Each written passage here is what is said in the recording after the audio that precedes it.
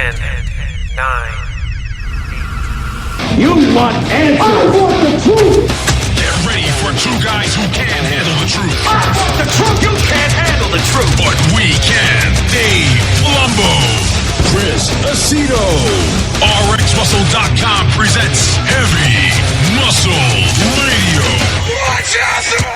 Welcome to another episode of Heavy Muscle Radio. I'm Dave Palumbo, and I'm joined, as always, by the technician Chris Aceto on this April 6th, 2019 evening. And Chris, big weekend in bodybuilding, the Jim Manion NPC and IFBB Pittsburgh Championships. Show keeps getting bigger and better. Obviously, Jim Manion, the president of the NPC and the IFBB Pro League. He puts on this show in Pittsburgh every year. It's always that first weekend in May, for as long as I know, at least. Yeah, you used to go to it, right? Yeah, I used to go to it a lot. I've been to it in different. I never competed at it, but I've been to it in different capacities. I think the first year I went to it was in 1996. I guest posed. No, I didn't guest pose there. I sat at a booth, and then I actually flew the next day to Jimmy Dakotas' show, because you remember they used to have the New England Championships was the day after. We've talked about this before. The New England Championships would always be the day after the Jim Manion show, and then Jimmy Dakotas would get the guest posers who were at Manion's show, which were usually Mr. Olympia and a couple other guys, and he would bring them over there. So I think it was, I forget who, I don't know if it was me, I think it was me and Dorian guest posed that night. And when did Manion's show turn into the extravaganza of guest posers? He always had like the Mr. Olympia. I know like he Miss used to Olympia. have like Dorian. He would have Dorian and like Glenda Murray all the time, right? Yeah. And then they just, at some point, he just started getting, like, all the top Olympia guys would go out there. It's like you had to make like a pilgrimage out there. I remember the first time that Dennis Wolf really became popular, because I was working for MD at the time, and he was one of the athletes, and I guess Manion had asked him to come guest pose also. And I don't know if Dennis asked for how much he was going to get paid or something like that. He didn't know. He didn't know. He was naive because he was from Germany. He didn't really speak English, and he didn't go. And I don't know if that hurt him at all. The next year he was there, that's for sure. I remember that. So, yeah, but they always get the best guest posers out there. Obviously, everyone wants to go out there and pay homage to Jim Manion, everything he's given back to the sport. And, Jim takes good care of these guys. He flies them in, and then he always takes them out to dinner. I think I have hookups like where I live, or you think you have hookups. Jim knows everyone in Pittsburgh. It's like, there's not a single person there who doesn't know, or a single business that doesn't know who Jim Manion is. Well, if you've been president of the Bodybuilding Association for 80 years or whatever it is, 50 years, 40 years, 30 years, it's kind of like having a little, it's kind of like, it's not like owning the Steelers, but it's kind of like owning a franchise, right? And but Jim is a guy who talks to everyone, so they just all know him. Every restaurant, he's got all his hookups. So there's that one. I don't even remember what the name of it is, but the Italian restaurant is delicious. He always throws for the press and the guest poses. He throws like a little party, and for the top sponsors, and it's like a who's who there. I liked going to it, but it's like. It's too much because the whole weekend is so long. It's like all I was thinking about is I got to leave and go edit video, and everyone else is just drinking alcohol. Yeah, everyone's getting to go out and have a good time. You got to go work. But I enjoyed myself at the shows I did go, and every year, like I said, there's been a great guest poses, and they always have Mr. Olympia there, of course. And Shawn Rhoden, being the new Mr. Olympia, was there along with William Bonac and Roelly Winklaar. And Brandon Curry, who's the Arnold Classic champion, obviously. Dexter Jackson, who's getting ready for the Tampa Pro. And actually, I saw Kamal there. No one really mentioned Kamal very much, but Kamal Elgargni was up there on that stage as well. Yeah, Did you know that? Yeah, I knew he was going. Yeah, he guest posed too. So it was interesting because I think that most people were I think Brandon looked huge. Huge. And pretty lean for Brandon. It wasn't he's very ripped or anything. He was the biggest I've ever seen him. And then I also was impressed with Bonac, who I always am impressed with. He's never really out of shape. Yeah, his triceps looked a little weird, but go ahead. These guys are off season still. They haven't started their Olympia time yet. True. Dexter is looking great. Huge. he's got, Tampa coming up in, I guess it would be about 12 weeks. So Roelly was there. You forgot Roelly. Yeah, right. I was going to mention Roelly. Roelly, obviously was not ripped by any means. He wasn't ripped with the show he competed at, so he obviously is not going to be ripped here. But he's huge. Yeah, he is huge. That's really what the fans want to see. That's I was surprised that we didn't see Big Ramy there. He's prepping for the Tampa. Or he's recovering still from this the supposed surgery. shoulder snafu, also known as a skateboard accident for Jose Raymond. That's an inside joke. Yeah, I remember the skateboard accident reference. So you think that Ramy was kind of just laying? Well, yeah, I think he's trying to pull the old, no one's going to see me till they see me on stage type of thing, right? Yeah. You're not convinced he's doing Tampa though, from what? I think if he has a choice, he won't do Tampa. He'll do another show. I think it's I think it's okay to do Tampa. I just think he should do another show as well because Tampa's the last qualifier for the Olympia, and with Dexter there, Dexter will lay it on the line like it's his most important show ever. Right, and it's hard to beat a deadly. Why? Dexter. Because he needs the win. Well, he doesn't need the win. He doesn't. He does for himself for 30. Yeah, he wants the 30, right? I mean, in 10 years, they won't even have 30 pro shows, let alone, you know what I mean? So he's I mean, that's another part of his history, a part of his, dominance is, he won all these Arnolds. I don't even know how many. He's won 29 pro shows. He's won the Olympia. He's probably won more money than anyone. Yeah, there's a lot of records on the line, and I know that actually Ramy being in the show would actually probably motivate Dexter to even be better. Oh, of course. He you know why? I'll tell you why. Because at that point, you only have Ramy standing next to Dexter, or Dexter standing next to Ramy versus 7 people, where it's harder to pick who is dominant in a lineup of 6 or 7, like the first call out of the Olympia, than it is just 2. I'll tell you something about Dexter too. The judges seem to like him a lot, his physique, and that's important. I'll tell you why it's important, because he's not the biggest guy up there. Nope. But when the judges like your physique, okay, they find a reason to want to pick you. So if Dexter shows up in shape, and Ramy's kind of in shape too, or close to his best, they're going to give the nod to Dexter because they just like Dexter. There's human nature involved with judging. When 2 guys are like very, very close, who do you pick, Chris? You pick the guy you like. I mean, right? Isn't that the bottom line? I mean, are you saying Ramy's disliked, or no? I just think that Dexter is a well-liked guy. People want to see him get this record. If he brings the goods to the stage and he deserves to win, and he has the physique to win, he's going to get the nod over a Ramy. I believe that to be the case, unless Ramy comes in with fucking mind-boggling, conditioning, which, is very unlikely, especially if he's nursing some kind of a shoulder, surgery he just had, right? I mean, What's the odds of him being the best he's been? Very, very slim to none. Well, I mean, you got. There's a lot of factors that come into play, right? Well, Neil Hill, who's coaching him now, can only do what he can do. If the guy can't train, or he can't do everything the right way because he's, recovering from something, then, it doesn't matter who's working with him or what stuff he takes or what he eats. You got to be able to do the work in the gym. Yeah, right. This whole Ramy, if we went back and looked at from when he won that New York Pro, what year was that? 14 or before that? 13, I think. 12? 13. Okay. He won it in 13 or 14. Okay. If we go back and look at that, I mean, we were talking so highly about Ramy, and it was just a matter of when he won the Olympia. I mean, we're going on, 6 years now. And this guy has been, exciting in bodybuilding, but kind of a failure in the fact that he didn't really achieve what everyone expected him to achieve.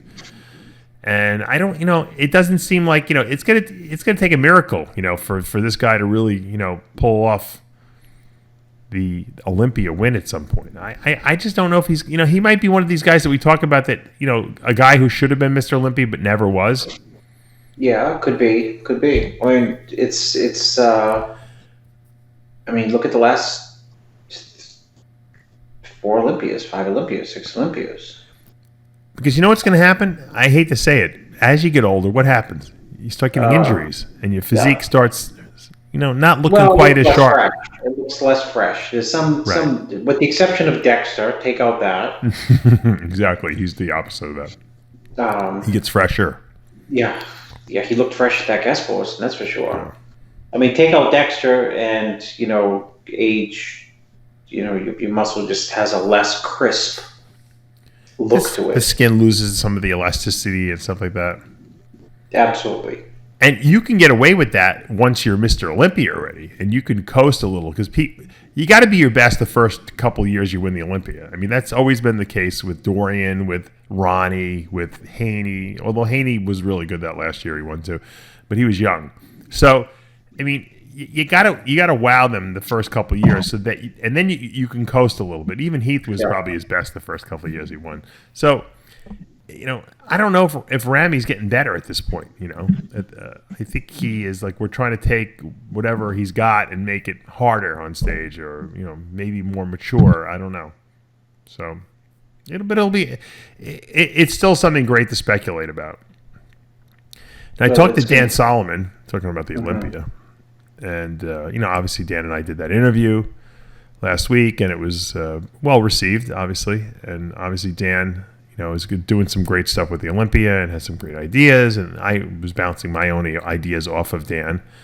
And as far as who could be in the Olympia, and we talked about Kai. Obviously, Kai. If Kai wants to do the Olympia, there's going to be an invite there for him if he asks for it. He has not asked for an invite, so But Jim Mannion even told me personally. I told you that they would give Kai an invite. Phil Heath, I hear, is now sniffing around the Olympia. Well, after seeing the Pittsburgh shows, he's probably sniffing a little harder. Oh yeah, and he wasn't at the Pittsburgh show, but I think he really wants to do it, the Olympia, that is. And I think there's a way better chance that Phil will be at this Olympia than Kai will be at the Olympia. That's for sure. Yeah, no doubt. We discussed that ad nauseum on Iron Debate. Yeah. Also, they at this Pittsburgh Pro guest posing. They try to get, I guess, Flex Lewis to go up there and hit some poses. Flex is very cautious about what he reveals and what he doesn't reveal, and obviously he wants to wait, I guess, until he feels that can stand up there with all the open guys. Although I think he can already. I mean, I saw he went on a vacation. I saw some pictures on his Instagram. He took his shirt off. He looked like he could have competed. He was so ripped and crazy looking.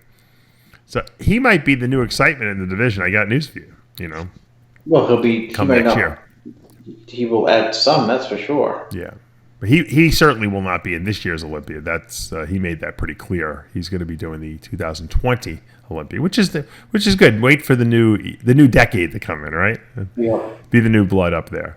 And you know what? With the way this division is in flux, Flex can do really well up there in that open division. I think it's a good move on his part. He took a year off, let his body kind of, add a little size and not have to worry about dieting down. Although he's walking around crazy ripped all the time anyway. And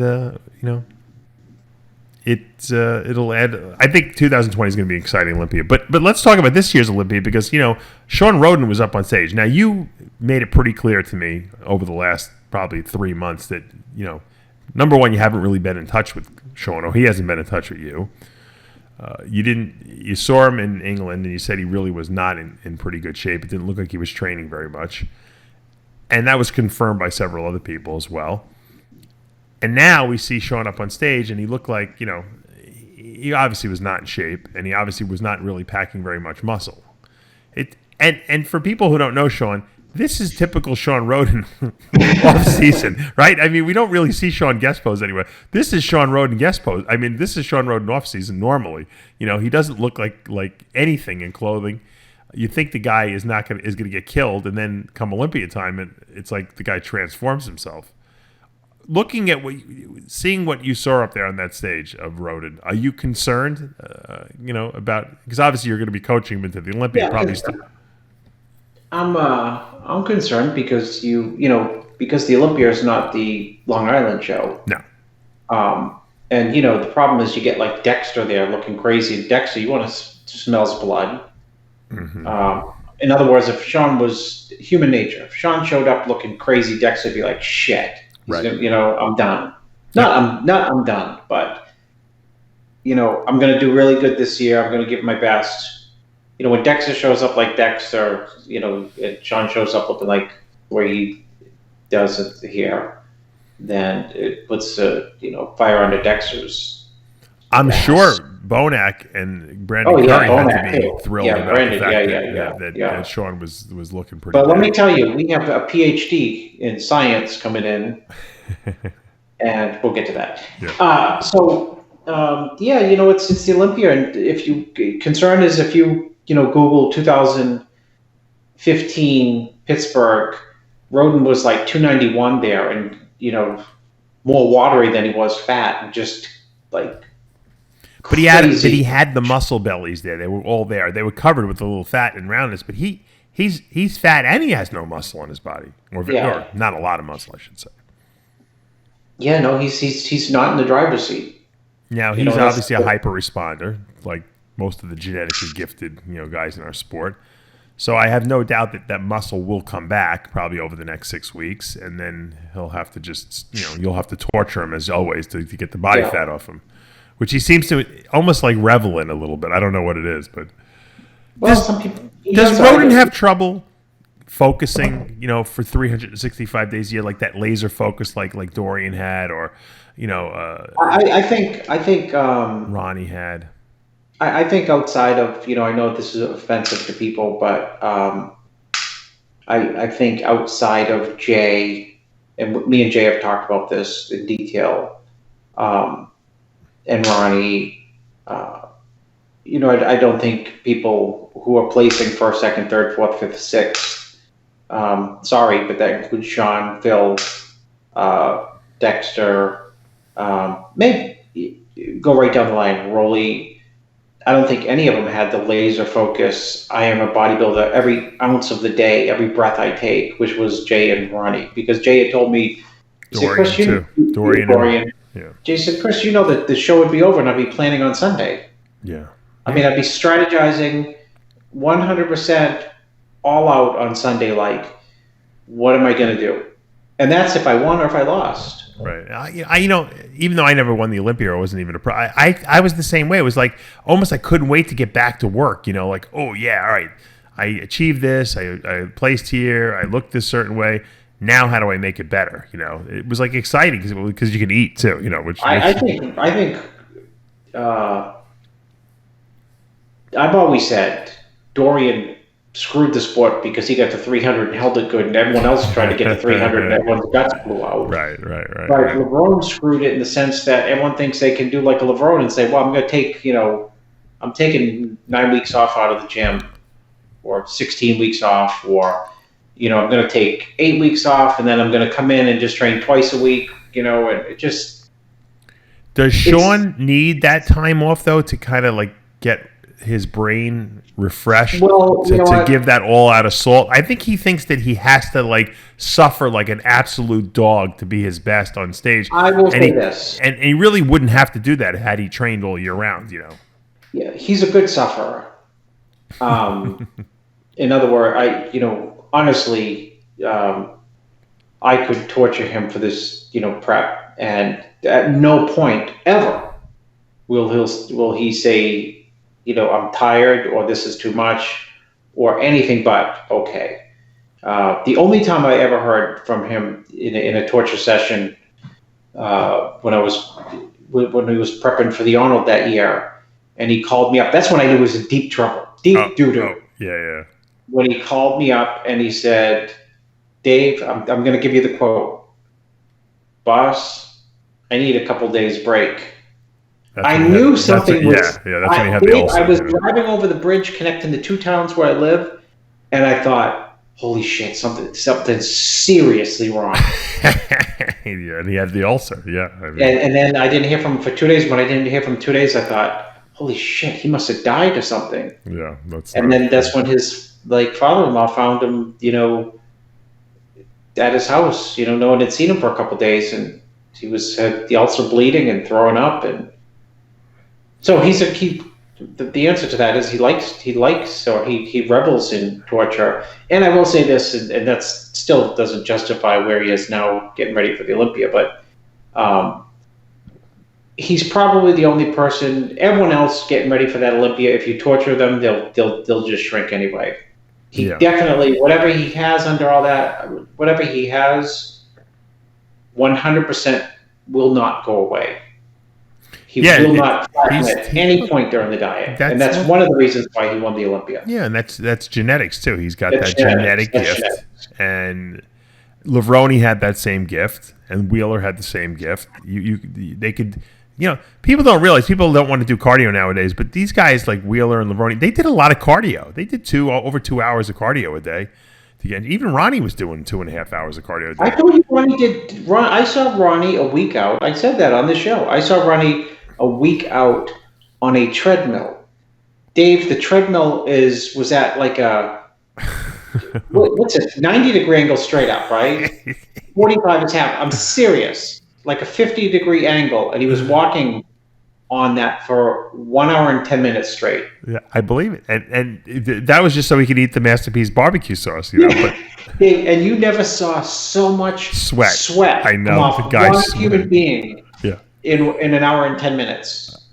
He must have burned double the calories just from all the sweating. Probably I think it was 10 days out from the '98 Olympia. And he looked like a NFL football player in pads and he was so big. I mean, that's how big he was. I know, he was huge. He was huge. But that's what it takes. That's what it takes. And I think that a lot of people don't want to do the cardio. They want to just take more drugs, and unfortunately that doesn't work. You got to suffer. I always tell people, steroids and all the other stuff, GH and all the other stuff that goes along with it, just enable you to diet harder and look better. They don't make it easier. I think that's where people run into trouble. They think, all right, well, if I take more GH and I take more steroids, I don't have to diet as hard. If I take Cytomel and I take clenbuterol, I could just eat more food, not diet as hard, not do as much cardio, and I'm going to look bigger, fuller, and harder. No, that's not the case. That's the credit card diet. Yeah, but that's not the case. The truth is that, those drugs all help, but what they do is they enable you to diet harder even and not lose muscle and look freakier. That's what they do, but you still have to put the work in.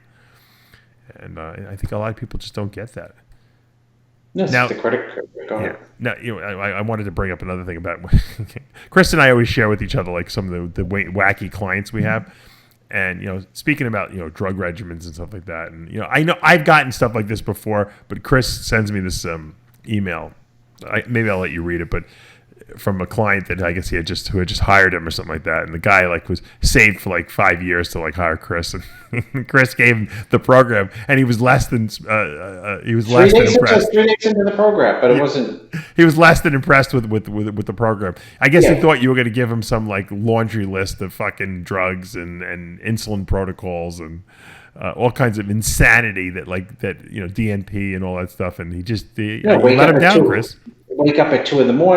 and he should have gone to meals. The funny thing is that he starts this letter to Chris by saying that he's a PhD. Well, let's take it back to last week's radio show. I said I was cleaning my office and I found this printed out diet from Victor in 2004, 2005. Yeah.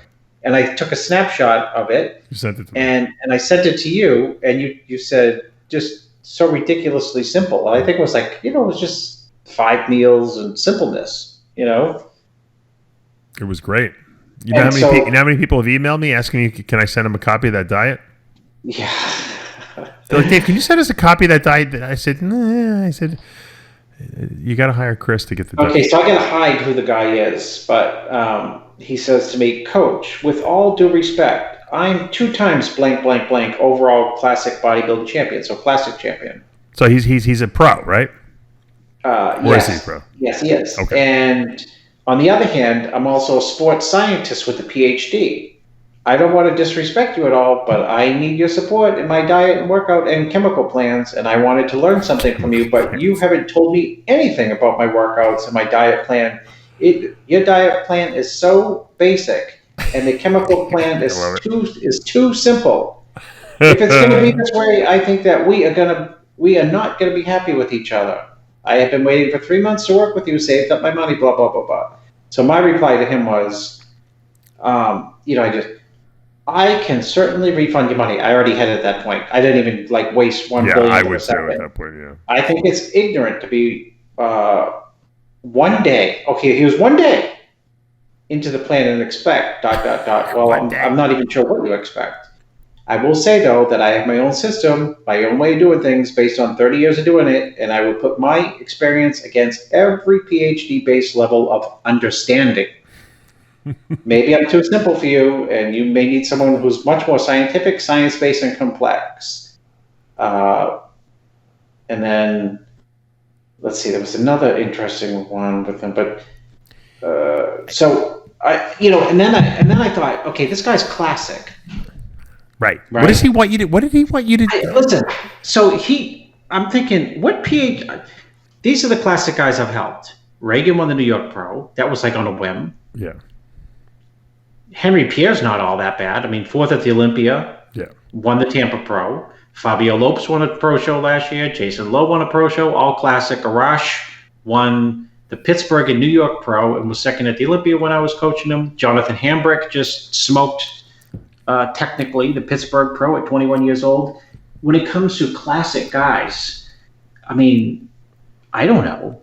I think I would know more than a guy with PhD in, molecular biology bullshit. These guys, Chris, will try to hire you because they see that you get good results, and they want to know what you're not telling everyone. I get this also all the time. They think that you're hiding shit from the, you know what, Chris tells everyone, he makes it seem really easy, but I know the clients he works with, he gives them the special program, and that's why they look so good. They don't understand that it's all diet related. The drugs are not the main driving force. You're so full of shit, Palumbo. That's what here's a listener right now. And they say to me too, they want radio show. They want the craziness. And I always, when I hear someone like that talking, I'm like, this person's insane. I know it. And I always tell people, I said, why don't you just do the program and then let's talk about it after the results. This guy didn't want really you to diet him. He probably wouldn't have even listened to you. He wanted the drug protocol that you're not telling anyone else. He wanted to find it out. Yeah. Like Boston Lloyd.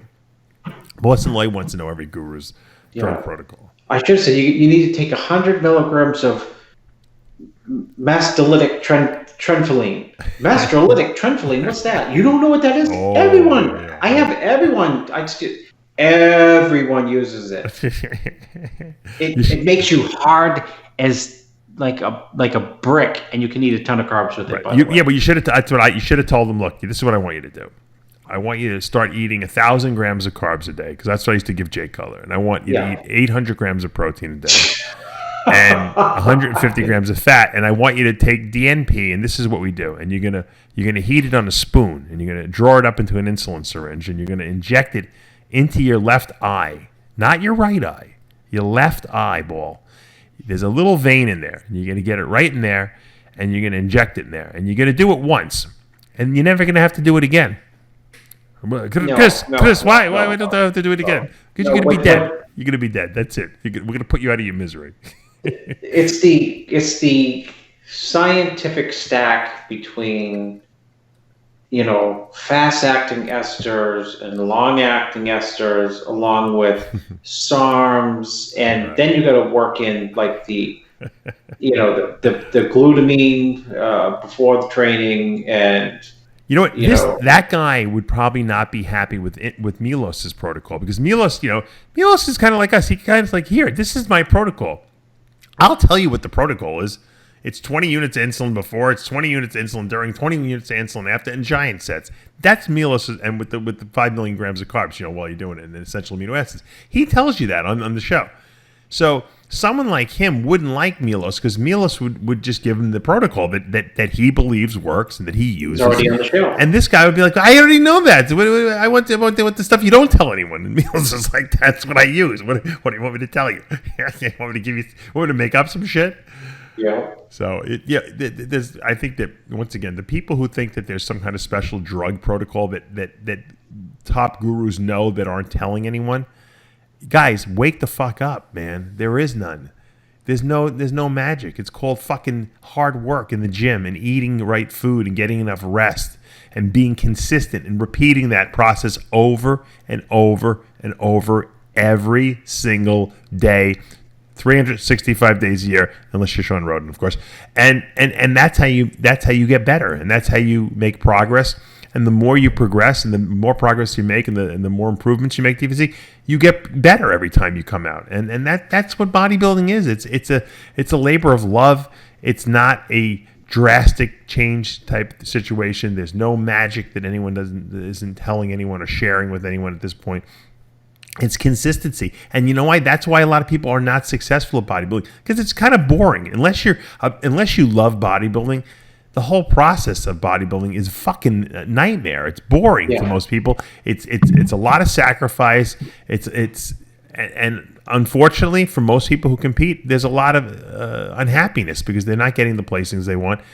And if you love bodybuilding, you don't care about any of that. You don't care about the fact you don't make money. You don't care about the fact that you spend a lot of money. You don't care about the fact that a lot of times you don't get the placings you want or that you deserve, because you can't get enough of it. You want to keep coming back. The people who love and are obsessed with bodybuilding and passionate about it, they're great at it because they just never stop. It doesn't matter what happens. The only person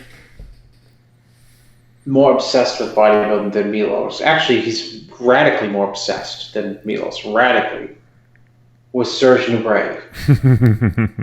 Dave, I mean, I can't even ask anyone who ever met He Serge. loved to train. He would train all day long, and he did it every single day. He would say this. You know what? When he would train all day long, it would go right over people's heads. They'd say, "Why do you train all day long?" He'd say, "If you love a woman, if you love a beautiful woman, don't you want to be with her all day long?" That's what he used to say. Good invitation. Because he would love to. He would love to train, and he used to tell people he can't be a good bodybuilder. And I'd say, "Why, Serge?" He says, "He doesn't love to train." He's right. You know, and so what you say is encapsulated with the way he lived. You know. Well, you know what? And there's not just one person like that. When I was in the midst of competing, that's how I felt. I couldn't get enough of bodybuilding. I couldn't get enough knowledge. I couldn't get enough information. I couldn't get enough gym time, and I knew I had to like not overtrain. Obviously, I couldn't. That's all I wanted to do and think about and watch and talk about, and that's why I was good at it. You know, that's what you got to be. That's the secret. There's no secret. Now it's great to have a coach like you, Chris, or me, or all the other great coaches out there, because they keep you grounded and they keep you focused and they keep you from doing too much or too little. That's what a coach does. And when someone hires you and you tell them the reality of what's going to happen in this program, a lot of times people are very they're let down by it. It doesn't sound as sexy or glamorous anymore. Oh, I saved up for 3 years to hire Chris Aceto, and then I found out stuff I already knew. Yeah, it was just going to be hard. That's why I refunded. I could go on like a game show. I refunded his money after one day. Right, because you knew the guy was a nutcase, and he was. Oh my gosh! So, but there's a lot of people like that out there that become disappointed because here they are thinking, oh, if I just get the secret from Chris Aceto. That's why I just gave the list of the classic guys, not to brag, but to say, you know, I think that's why the guy hired you, because he figured that you must be giving these other guys the secrets, and they had enough money to hire you, and that's all it would take. If I have enough money, I get Chris Aceto. I have guys that hire me that think that I'm gonna sell them drugs. All right, if I hire Dave, now I can get the drugs, the good stuff, because he must know where the good stuff is. The Masteronis Trembolonis, whatever the one I just made up. Yeah, I say to them, I hate to break it to you guys, I haven't bought a steroid in 20 years or 15 years now. I'm out of the loop. You know, I can tell you what to take, and I can tell you how to test it because I have the test kits, but I can't tell you where to get it.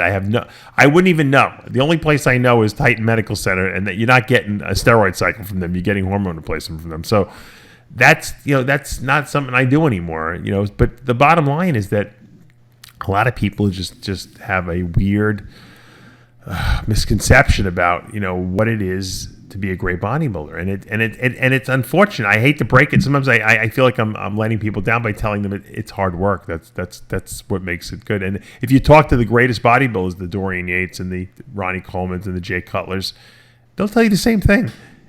The reason we were so successful, we had great genetics and everything like that. We used the same drugs and ate the same food as everyone else did, but we just worked harder than them. And Jay was not a genetic freak, he was genetically gifted in the sense of he had width and everything like that, and he had a good, big structure, but he didn't have a small waist. He was a guy that a lot of people thought would never win the Olympia, and so he just outworked everyone. Well, dude, when he won the nationals, he didn't even win the overall. I know, but the point is that people dude, he's not going anywhere. Right. They thought that he was a joke. Yeah. He was just another overhyped white boy. That's Ronnie Tieper wrote an article about him being overhyped. Oh, did he really? Yeah, I think Jay took it personally way back then. He's only 20-something, That's why Lonnie Tieper, for the rest of Jay's career, had always kissed his ass and used to bring him into guest poses at all the shows. Probably still trying to make up for that article that he wrote, right? Maybe. So, well, let's get back to this Pittsburgh show. So we talked about the guest posing. Obviously, this big extravaganza. I actually broke the whole guest posing down, and we have a video up on RxMuscle.com. You can check that out. But there was a pro show there too. So, and probably the highlight of the pro show was, obviously I wasn't there, but I looked at all the footage and everything like that and the pictures. They had a great classic physique showdown. Alex Cabronero, who was a 212 bodybuilder for many years, good one too. Won a couple of pro shows. Went to the Olympia. Neil Hill has been coaching him for over a year, and then Neil had actually contacted me 2 months ago, and had given me kind of like the inside scoop on Alex. I did a little profile of him. I had gotten some pictures they sent me, and I said, hey, this guy looks pretty good. I think he could probably be pretty dangerous in the classic physique division. And never in a million years did I think that the classic top three would be so competitive in Pittsburgh here. Although I guess Pittsburgh is a launching pad for a lot of careers. And you obviously started working with Jonathan Hambrick, who I actually had interviewed when he turned pro. I think it was last year or the year before that at the Junior USA. He had been the youngest guy to turn pro in classic for sure. What was he, about 19 when I interviewed him? 20. Was he 20? So it was just last year he turned pro? Yeah, he won the Junior USA. Yeah, I know. I got him on my show, and he was so wet behind the ears, as we say. It was like a guy who didn't know anything about bodybuilding. I'm like, this guy's going to be really good. I said, because he just started and he doesn't have any clue and he looks good. I said, this guy's going to be. I didn't know that you even started working with him. And when I saw the pictures from Pittsburgh, I was blown away by how this kid is just a freak. What is he? He's like over 6'2", right? 6'3"? Yeah, gotta be easy over 6'2". He looked like a giant, but he's got great symmetry for a tall guy. He's got good legs. Tall guys never have legs. Oh, I know. He's got great everything. Great back, great peak on the biceps, crazy. I mean, in the shirt, he's look at the pictures. He actually reminds me of like a young Paul Dillette, I hate to say. Yeah, you know what? He does look like it. I thought he looked like a young Cedric. No, Cedric never had his legs. Are you kidding me? Cedric won the Olympia with those legs. Yeah, no, his legs are just like crazy peeled. He's like a Dillette in training. He's like good comparison. Yeah, I mean, and he can pose. Unlike Dillette, who couldn't. Is off the hook. Do you think that the only look? I thought his conditioning was sick. I think he's got really very few flaws in his body. I think maybe the only thing he has working against him is his muscle maturity. Maybe could be a little better, because it's. I mean, how much maturity do you need when you got that body? I don't know though. Yeah, I had him winning from the pictures, but I wasn't there. I think everyone was taken by surprise by this guy. I don't think people expected him. Alex was kind of like the hyped up guy going into the show. And I don't know. Maybe that's how he wound up in third. What was your impression? I mean, obviously you helped him, so you're a little biased. I thought that he should have won the show. I thought he had the best. I mean, he's a template. He's got a crazy classic looking physique. Crazy front double bicep. Yeah, I agree. Crazy ab shot. He's the widest guy on, with the smallest waist in the lineup. Best condition in the lineup. I mean, best glutes and hams if you judge by that. Yeah. Tall guy without looking lanky. Yeah, and I gotta say something though about the lineup. The top 3, 4 guys were really good. Phenomenal. Yeah, I mean, you really can't complain. I mean, Phenomenal. Yeah, No, I mean, they look phenomenal. everyone was in good shape. I think this top 3 was the best. Of course, Arash won the first year. So and whoever that he beat Darren Charles, and I forget who was third, but this top 3 beats that top 3. Absolutely. And this top 3 beats probably last year's top 3 as a collective group. I mean, they're phenomenal. I was very impressed. I mean, I would look through the Me pictures, too. and the only thing I can give, I think Cabronero has a little bit more. Dare I say, like I said, the whole muscle maturity thing. It looks like he's just been training longer. I don't know. That's the only thing that pops out at me. That differentiates him from maybe some of these other guys. If you want to look for a reason why the judges went with him, a little more, just polish. He's got a very, very small waist too. I will say that. Yeah, no, he's a great bodybuilder, great classic bodybuilder, great condition. We've talked about this before, and I have to ask him. I don't know why I haven't asked him. I keep forgetting. I can't remember to do anything lately. I got too much going on. But he's got something wrong with his neck, and I don't know why things like that irritate me, but it does throw his symmetry off a little bit. His neck like cocks to the right a little bit, and in every pose he hits, and even when standing relaxed. So it does throw his symmetry off a little bit. It almost looks like he's kind of like... Sergio Oliva would defend him and say he's got 2 legs. Sergio, I love you. I know you're listening to the show. I don't know. I mean, at some point, when it's that close, I would think that something like that would affect your placing. I know you don't want to penalize a guy, but... if you had one lat smaller than the other lat, I mean, you would penalize the guy, right? So if you're symmetrically, your head is not, tilted, is not straight, and it's tilted to one side, it throws off it affects your presentation a little bit. So I don't know. It's something that I wonder if that will hurt him moving forward.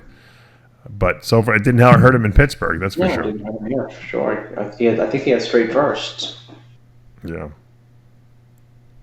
Yeah, he did have. And I forget. No disrespect to he looked great, and even the guy who got second looked tremendous. Yeah, the whole lineup was great. That's what I was saying. I was very impressed with even Marvin Cornejo is the guy you're talking about. Yeah, second.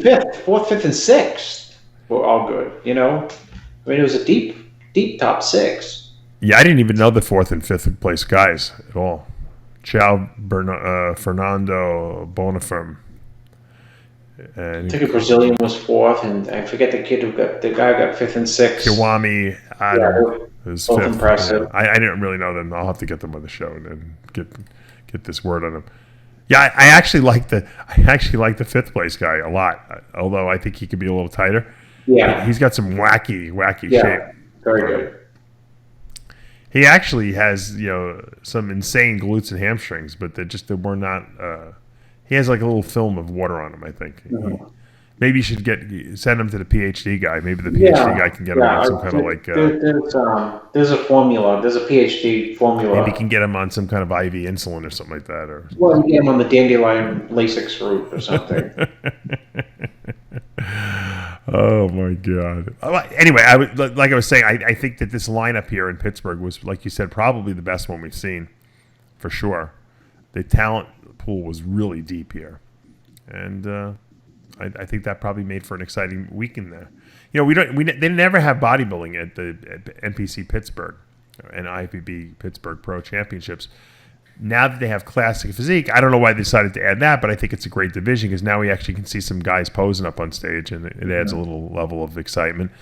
Obviously, the men's physique is always great, but, let's face it, it's about bodybuilding, right? The bodybuilding fans want to see the bodybuilders. Granted, you have the best guest posers in the business up there, but I'd like to see, I think the classic division is a good division to have here.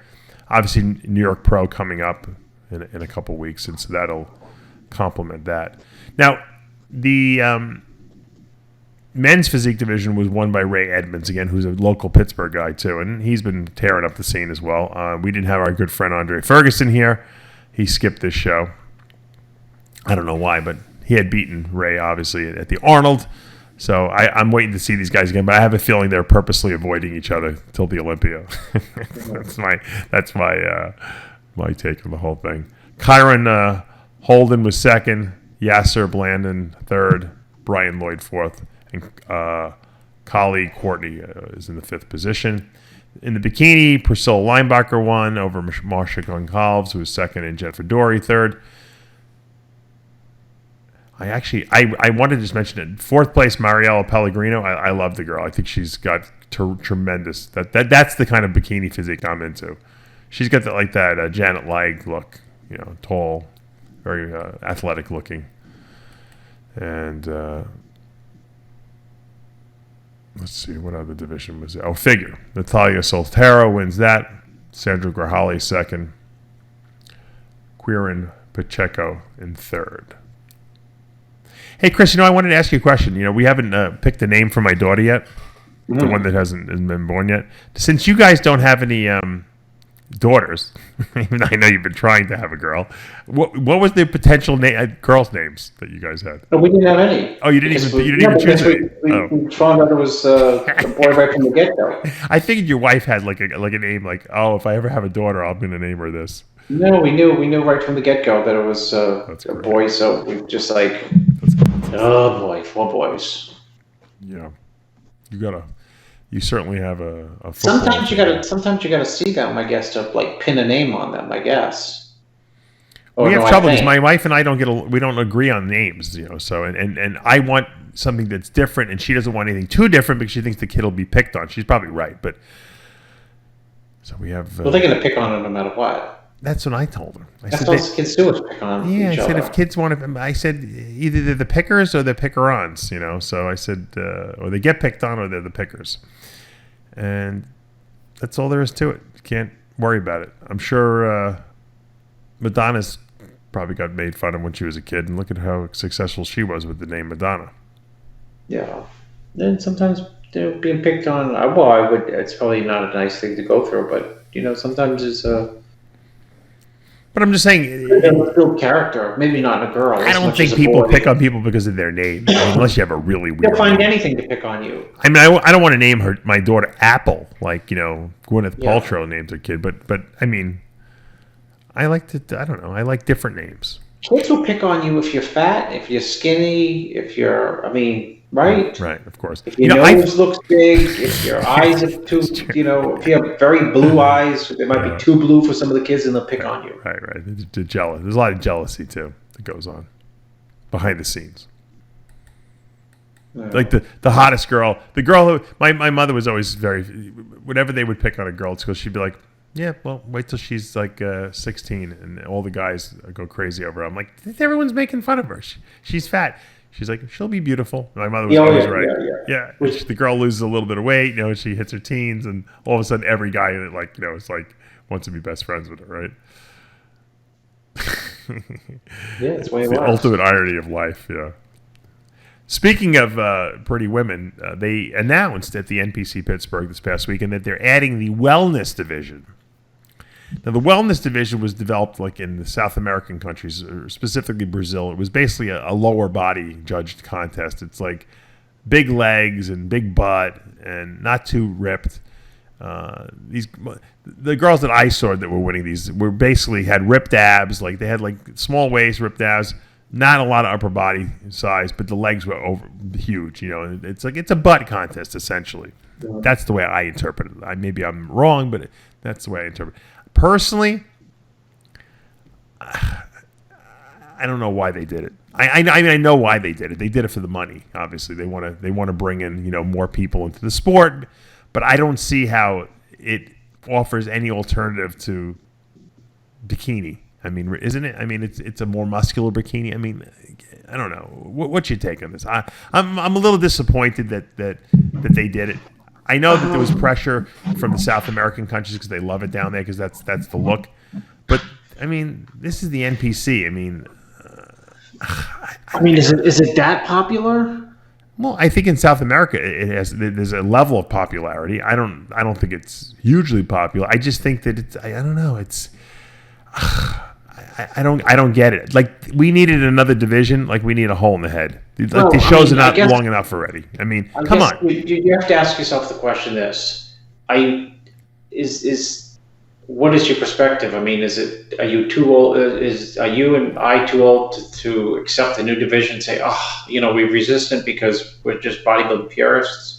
No, we've welcomed every single division that's come in so far with open arms. I mean, and said it was something that was good for the sport. You know what? You know what will happen, Dave? What? There'll be someone who wins the wellness that everyone loves, and it'll become popular, and even we'll be here saying, "Yeah, she looks incredible." No, it's going to become a social media contest. I mean, maybe that's what they're doing. Maybe that's what they're embracing. The whole sport is on social media. Well, these girls on Instagram, they just post pictures of their butt. That's what it's going to become. Let's face it. They're probably these girls with the big butts are probably picked on when they were little, and now Yeah, here they course. are becoming champions in the IFBB. Of course. You know what the funny thing is? To me, it's a joke. Like, to the IB, it doesn't validate us at all. If anything, it makes us, like a laughing stock. I think. I don't think it's something that we should be like, oh wow, we got wellness now. I mean, yeah, it's gonna. I don't think you're gonna get any more athletes entering NPC contests because of wellness. Because I think if someone wants to really enter a show, they're gonna do bikini. You know what I mean? These competitors will do bikini. Yeah, they got slightly more muscular legs, but I think they'll do bikini. I mean, I don't think you're gaining new people. You're just you're gonna split bikini, and you're gonna take some of the girls that don't want to diet as hard, and they're gonna do wellness. Or maybe who's the current wellness superstar? I don't remember. I don't know. I have no idea. And I'm not saying that the girls don't look good in wellness. I just don't. I think it's going to become redundant. I think it's a redundant division, is what I think it is. I don't think it has enough of a unique niche of its own that it can be differentiated upon, and you can say, well, okay, you know what, we really need wellness because it's a missing division. Like, when we added classic physique, it was missing. There was something between bodybuilding and men's physique that was just not there, and we needed. Same thing with women's physique. Bodybuilding was becoming too extreme, and at the time they needed something, between figure and women's bodybuilding. There was no middle ground there, and I think that worked well there. And I think bikini even worked, even though people thought it was bikini, because they were thinking about Hooters contests on with girls pouring beer over themselves.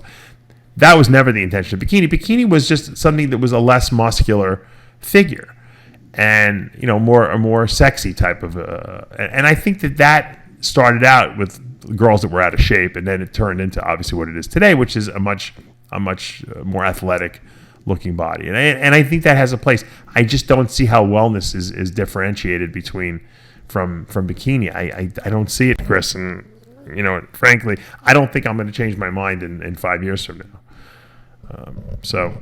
Are you gonna prep wellness? I mean, are they gonna make it an Olympia sport? I mean, is it going to be a pro division too? I mean, well, yeah, probably, right? I mean, because you got to graduate into something. Will you prep? I guess the question is, will you prep a wellness girl? I'll prep anyone. I'll get anyone in shape, but I don't know even with how in shape do you get them? I don't even know. I don't know why anyone would want to do wellness. It's like it's an asymmetrical division because your legs are bigger than your upper body. It's like championing asymmetry. Well, certainly, I would say we have asymmetrical bodybuilders. Why don't we do another division where the upper body is big and the legs are skinny? For what? For bodybuilding, you mean? Yeah. You pose. Yeah. Well, let's make a men's division. We'll call it wellness. Yeah. It's like a huge upper body. Well, I guess that's really what men's physique is, right? They don't judge the legs, but I don't know. I don't know. It's just weird. The whole thing is weird. It doesn't jive well with me. But it does. It doesn't really matter what I think. If people want to do the division and they put it out there and it's popular, great. I don't think it's going to be a success. I think it'll be a success in the South American countries. I don't think it's going to be such a success in the U.S. But I could be wrong. We'll see. Yeah, I could be wrong. I mean, I'd incline to agree with you that on all your points. I think what they should have done is they should have done unlike you who welcomed bikini. Even I thought that was like, wait a minute, but bikini. Bikini. It's like I was thinking like Tropicana. Well, I think that's what everyone was thinking, but I think that bikini had a place because the figure girls got bigger, is what happened. Yeah. If they would have kept the figure girls smaller, there really wouldn't have been a place. But a lot of girls don't want to just stand there and do 4/4 turns. The bikini kind of has like a little personality. They kind of move up there. They have a little routine, whatever. They cutesy, type stuff. Look, yeah, I prep a lot of bikini competitors. I got news for you, and I get them in shape. Now they actually let them get ripped. They get abs, and you don't want to obviously have striated glutes on these girls, but now at least you can get them in shape. When it first started, I couldn't work with a bikini guy. I mean, it was like basically like stop the diet. It's 3 weeks shy of contest prep, of contest shape. So now it's different. Now the girls get in shape. So and it's just for girls who don't want to be as big as figure. And I think that that's good. I just don't see where wellness fits in. Where in that spectrum of what is the biggest show in the U.S.? The biggest what show? Biggest bodybuilding weekend extravaganza. The Olympia. No, I thought it was Gary Udit's show. Oh, you mean as firm in terms of how many days is it? Yeah, it's up to 4 days. It'll probably be up to 5 days now with the wellness team. When it was 2 days, we used to kid. And this must have been like 8 years ago. We used to kid. Yeah. When it was 2 full, long, crazy days, and we used to kid and say it needs to go to 4. That was just being ridiculous. Well, Gary's and smart. it grew to 4. Yeah, well, I'll tell you what Gary's smart. First of all, Jim and Gary get that venue, I think, in Pittsburgh for free. So they don't have to worry about paying exorbitant fees there because they bring so much business into that hotel. So they figure, you know what? And this is brilliant if you think about it. Why does everyone – first of all, it's hard to get everyone into that hotel. But if you hold it over 4 or 5 days, then people can come and leave. They don't have to stay the whole time. So most competitors, let's say they're competing on Wednesday – they come in Monday, they compete Wednesday, and they leave on the next day.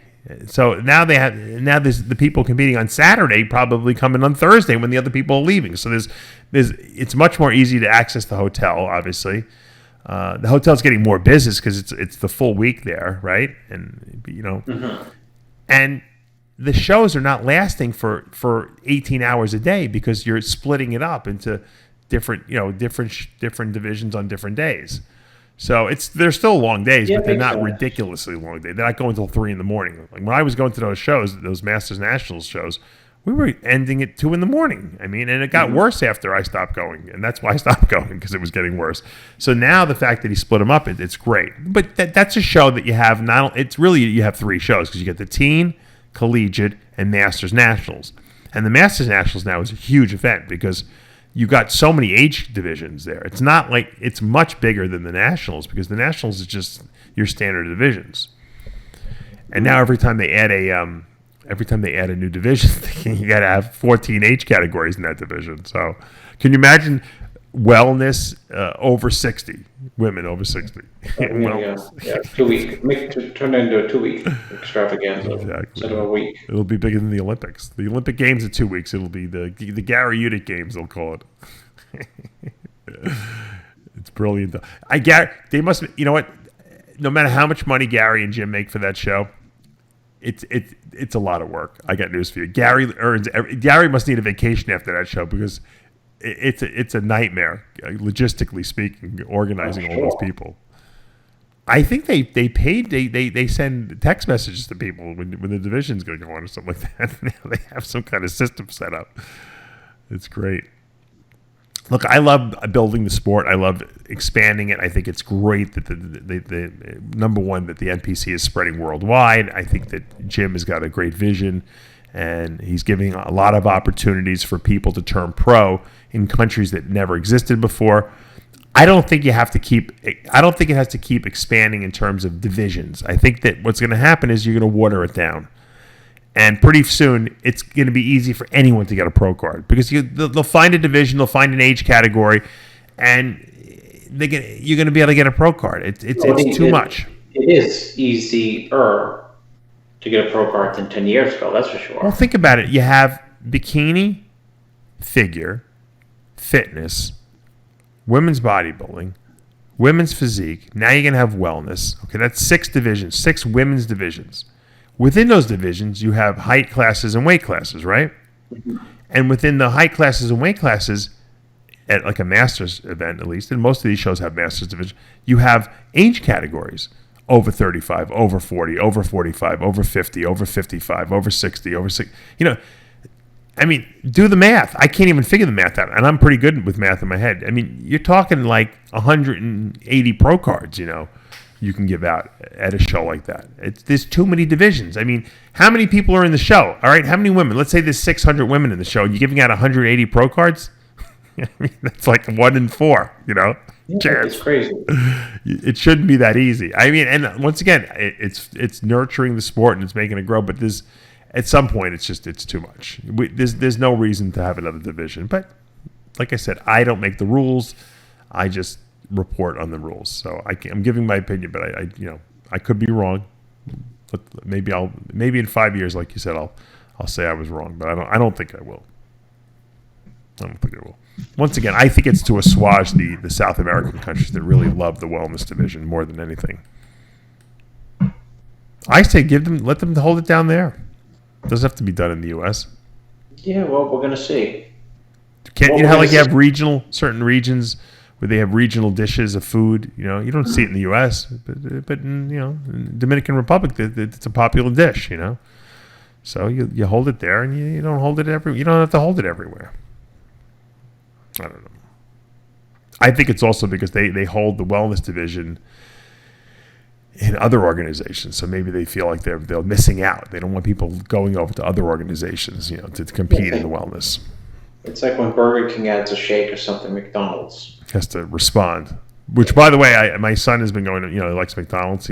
He likes the McDonald's experience like his father does. It's funny, I didn't even tell him about it, but he likes to go in there and eat. He doesn't like to take it home because he wants to eat in McDonald's so he can run around the restaurant like a lunatic. And he only wants to go with me. He says, Mama, stay home. Mama, stay home. You got a playground at the one that you go to? No, he doesn't even go outside. He just likes to be inside the McDonald's. There's so much excitement in there for him because he can go and grab the straws and the napkins and all the ketchup, you know, ketchup. Does he pump the ketchup? No, he doesn't know how to do that yet. But he gets the ketchup packets, and he's running around the restaurant. And now it's Avengers like month or something like that. Each time you go in there and get a Happy Meal, you get a little Avengers like doll. Oh, that's right. That's right. So he's I went to Avengers, and I took my. Except my 5-year-old couldn't sit through it, so I took him. We left the movie and we went to McDonald's and we got an Avengers toy. I anticipated the fact that I knew that my son I knew he wouldn't last 20 minutes. Well, I took my oldest too, so that was the reason he got stuck with us. And the oldest didn't want to see the rest of the movie. He didn't say, "No, hey, Dad." did. No, we left him. You left him. So That was smart. Now, what I knew is I knew he would never make it, so I put out a APB. I put out an all points bulletin on anyone out there who would have any link on the internet to possibly me seeing the movie, so I can watch it with my son at home. Because, you know, nowadays, you know, they have like, you know, they have links to things that you can watch on TV, even though they're still in the movies. And I got at least 20 people sent me links, and they were all different ones. And the best one I watched was it had Chinese subtitles. But it was the movie in English. It was just they had the subtitles them, so it was obviously some kind of Chinese website. And I watched it. I watched the movie. It was good. I watched it on my computer, and I streamed it to my Apple TV box. So my son actually got to see it. Well, he's been watching it in little segments. Like I said, he can only last about 15, 20 minutes. I have to explain everything that's going on and get him excited. I have to get him excited about it. That's how my son watches movies. And once he's excited and he watches it a few times, then he can start telling me about the movie. And so so I saw the movie. I liked it. I thought it was good. I think that everyone had such high expectations for the movie that it can never live up to those expectations. But I thought it was a good ride, as I would say. You know, they took you on a ride, and it was pretty good. The only thing I was disappointed in, and I'm not going to tell anyone anything about the movie because I don't want no spoilers, was I thought the Hulk was going to be a little bit more involved, but he was in the movie, but I'm not going to say anymore. You're loyal to the Hulk. I like when the Hulk smashes shit. You know what I mean? Yeah, you're loyal to the Hulk because you love Frigno. Yeah, I was always a Hulk fan. My son he loves the Hulk too. My son now is also learning the bodybuilding poses. I don't know where all of a sudden he picked it up, but he's hitting double bicep poses. I'm like, where'd you learn that? He's like, double bicep. I'm like, Where did you see it on your phone? I think it's because he watches the videos and he sees people hitting all these poses. People send me their pictures and their, stuff like that. He does the double bicep. He knows lat spread now. He does side chest. What else does he do?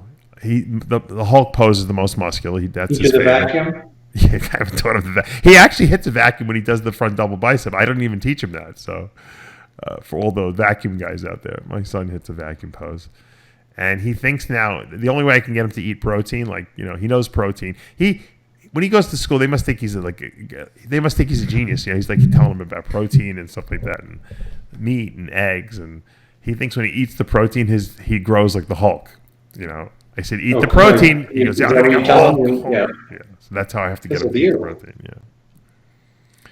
So he knows when he eats the meat or the eggs, he's like, feel my, he starts flexing his arm and stuff like that for me. So he's at 3 years old. He's already doing that. So he's nurturing the whole. We were talking about before. You have to live the lifestyle. My son's starting to live the bodybuilding lifestyle. He's starting to learn the poses already. Yeah, I think by the time he's 6, he should know all the mandatories pretty well. He'll be executing them better than I did. I'll send him to Chris Aceto for the PhD secrets. Give him the advanced PhD diet. All right, so I got to tell this story. This is a funny story. Our good friend Susie Blaylock, who was a very loyal listener of the show. I'm sure she's listening right now. She told me this great story. She's a anesthesiologist, and one of the doctors came into the hospital the other day and said that, I got to just preface, she lives in Alabama. So this you got to see where this is coming from. This is an Alabama doctor. Some lady, I guess, walked up his driveway and knocked on his door and said there was a dead opossum in his driveway. And he's like, oh, it's terrible. And I guess, the opossums, they're marsupials, right? So they have the babies in the pouch. Mm-hmm. So I guess there was a couple babies that were still alive. Now, I don't know about you, but possums are not really my cup of tea. They're probably cute when they're babies, but when they get older, they get the big teeth. Mm-hmm. It's kind of scary looking, actually. And I like animals. So she brings him up to the house, and he's like, well, what do you want to do with these? She's like, well, you're a doctor, maybe we can, she's like, I'm breastfeeding my kids now. I have breast milk in the refrigerator at home. So she runs home to get it and I don't know why she has to bring it back to the doctor's house, because she thinks the doctor's like something special. And he's like, well, how are you going to feed these things? You don't have a bottle to give them, like a little bottle. She's like, oh, I didn't think about that.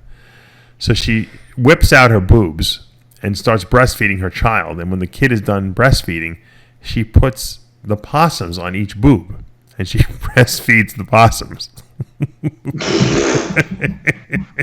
True story, by the way. Very true story. So Susie wanted me to tell you that story. I said, Susie, only in Alabama. Why does she want to tell me? I don't know. She thinks you get amusement. She said, tell that one to Chris. So I'm telling it to you.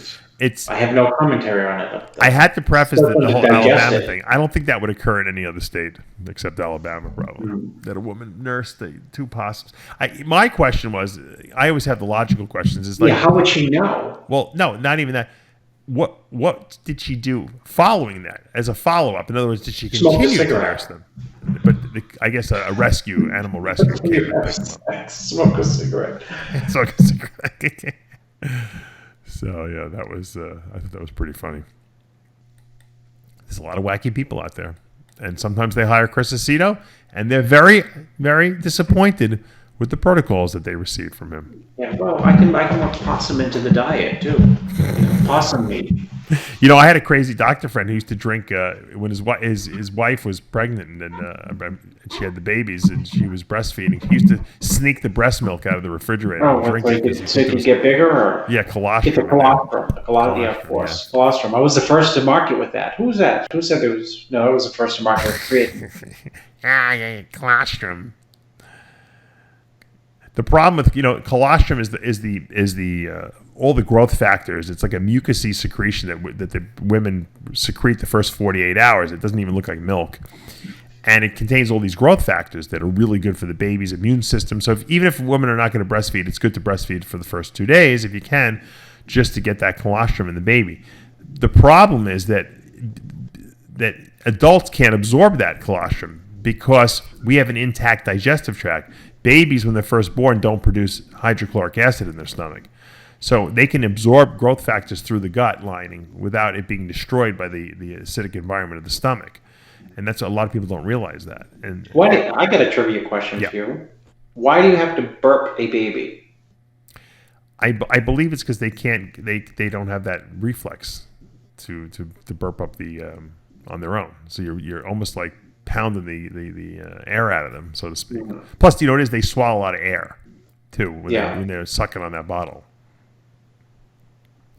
They go, especially my kids, the way they freaking suck on the bottle. It's crazy. My daughter was burping like a professional. I'd pound her back a little bit, give her a little tap, tap, tap. She'd be like, it would be like a really loud burp. Although she didn't have to be burped as long as my son did. She was only burped like for the first like month or so, and then she was fine. My son was like, he had a burp. I think I'm still burping him, to tell you the truth. my son, he's the greatest. It's like having my father in the house with me again. He's like a clone. There's mannerisms that your kids will have innately that. It's crazy, right? Yeah, right. They're from like an uncle or I don't know where he gets it. He's got the same. He even has expressions that my father. Yeah, that's what I mean. You might have like your father's expressions or your grandfather's expression, or like have bizarre, watch TV, hold his head the same way. Yeah, it's great. It is. You're right. It's nuts. They skip a generation. Doesn't look like you. Doesn't act like you. No. Act like someone else. Or, yeah, you're right. 100% right. It's wacky. And the older he gets, the more I see my dad in him. He even looks like him. Yeah, he does look like him, actually. He looked more like him when he was younger. He's starting to look a little less like him, but he definitely has some of my father's hang-ups too. It's so funny. All right, so next week is the IFBB Pro League Bikini and the NPC Battle of the Falls. That's going to be taking place in Sioux Falls, South Dakota. Wow. Is that the first pro show in South Dakota, maybe? Well, that's our good friend Tom Kemper running that show. Okay. Congratulations on that. Good luck. Tom, he actually texted me the other day. We were talking. New York Pro's coming up the 18th. That's going to be in 2 weeks. Right? Is that 2 weeks from now? Or is that 2 weeks? 2 weeks, right. 2 weeks. That'll be in the Westchester County Center again, up in White Plains, New York. Dr. Blau's down the block. If anyone needs any gyno surgery, you can kind of just head over there afterwards. Who's going to be in that show? Is Juan Morel doing it? I don't know. I don't know who's in that show. Right? I bet it'll be a big lineup, but who knows who's in it? Yeah, I know a couple people. I don't really know everyone yet in that lineup. What else is coming up? Let me see. Oh, the May 18th, they got the Hidetari Yamagishi and Iris Kyle Japan Classic. Did you know that? They're giving out 4 pro cards. No, I didn't know that. Yep. That's May 18th. What is that? Tokyo, Japan. Is that an amateur show? It's an amateur pro qualifier, yeah. They're holding there. They're calling it the NPCJ. Like NPC Japan. Mm-hmm. That's pretty cool. Well, you know what? It's great for Hide to get over there and do that because, I mean, he's really probably the most popular Japanese bodybuilder of all time. Who was that other short little guy who used to compete all the time? The Japanese guy, remember? What was his name? Do you mean Mitz? No, Mitz didn't compete. No, there was another guy. Remember, he was a short, like very short pro. He used to compete in the Open. Recently? No, not recently. Like 15, 20 years ago. He was in every show. The guy. I don't know. Oh, I think I stumped the Aceto. I'm easy to stump. Only when it comes to like you remember science. When it comes to the past, you remember everything. Do I? Yeah, you do. You know all the 80s and 90s gossip, right? Yeah. Okay. So it was a Japanese guy. Let's go through it. What did he have a good physique or? Yeah, pretty good. There was no other guys. It was like he was a pro. He was a pro. He was a really short guy. I'm going to look it up. Now it's going to drive me crazy. Of course I can't find it. I probably wouldn't even... I know him. I used to talk to him at shows. He was a nice guy. I'm drawing a blank. If I come up with the name, you will, and I know all viewers, all viewers out there are probably going to be sending me a million. There's a couple great Japanese bodybuilders when I first started training in the early '80s. Soto and something else. I'm telling you, I can't remember now, but it's out there. What the hell was that guy's name? He was always at Night of Champions. I'm pretty sure. Yeah, see? I can remember this guy. I have a Shigeru Sugita. He was phenomenal. Maybe that's the guy I'm thinking of. No. This guy was way before that. Oh. You can go. He had crazy legs. He's better. Sorry, Yamagoto. What's Yamagishi's name? Hide. I'm sure Hide would agree that Shigeru Sugita, Sugita, was better than him. He was phenomenal. Yeah. And then look at Dave. Dave, what's that from memory? I can go by I don't know the names, but I can go from I can remember their physiques in magazines. So he's the first one because he had great legs. And this other guy looks like the Japanese. I'm serious. You can Google it. He looks like the Jonathan Hambrick. Kozo Sudo. Didn't I say it was Sudo? Kozosudo. Google the name. And he looks like the Japanese version of Jonathan. That's funny. Why I can't think of the guy who I'm thinking of. I don't know why. Koji Goto, is that the guy you're talking about? No, Kozo, Kozo Sudo. Oh, no.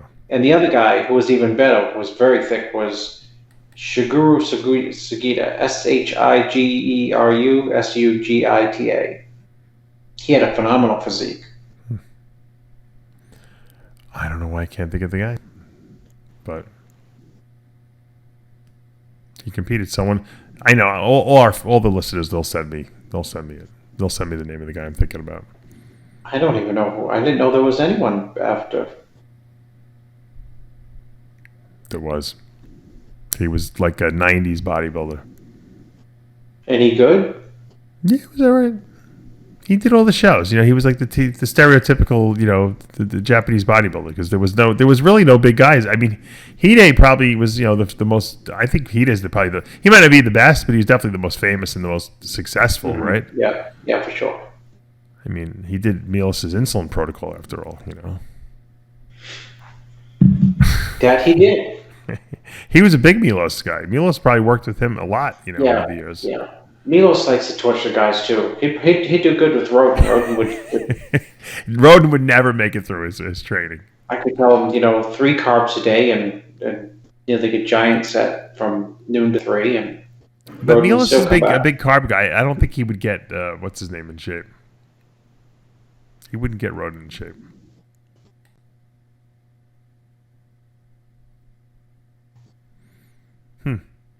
Now it's going to bother me. I'm not going to sleep all night. I'm going to be trying to come up with the name of the guy. Well, somebody will email you. Yeah. Fuck it. I'm not going to think about it anymore.